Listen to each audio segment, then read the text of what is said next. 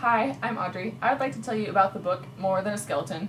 It was written by Paul Meyer, who is also the author of Flames of Rome.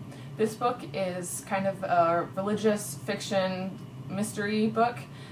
It's the second book in a series of two. The first one is called A Skeleton in God's Closet.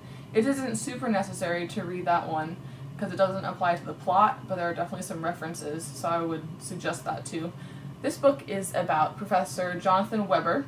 He is a respected man in the world of archaeology and Christianity. The whole story really starts when he uncovers a mosaic in Jerusalem that seems to predict Christ's return.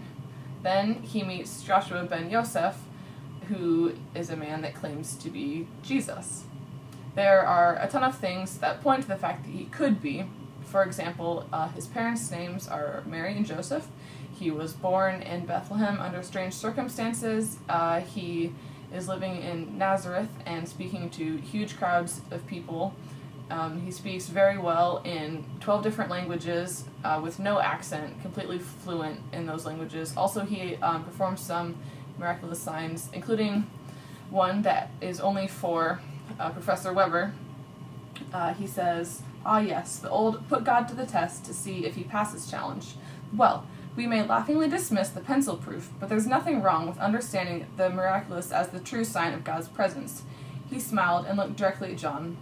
"Therefore, dear Professor Weber, let's go back to your freshman year at college.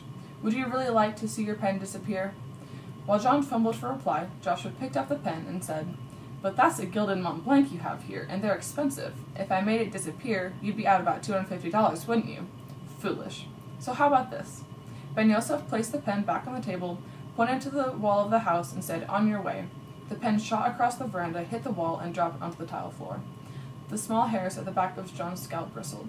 "Now, John, go pick it up. Isn't that better than losing so valuable a pen?"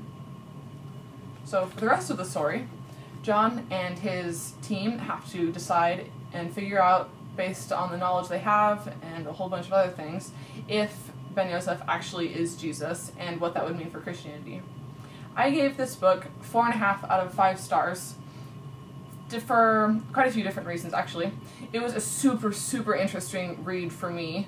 It was a really complex plot. There were a lot of different things going on, which can be hard to follow, but I really enjoyed it. There are also some cool theological ideas behind this, like what would it actually mean if Jesus did come back for kind of a in-between before the end times. The beginning was a little slow, hard to get into. That's the only reason that it was 4.5 out of 5 instead of 5 out of 5. After the beginning, though, it was really hard for me to put it down. I would recommend this book to basically everyone, just because I liked it so much.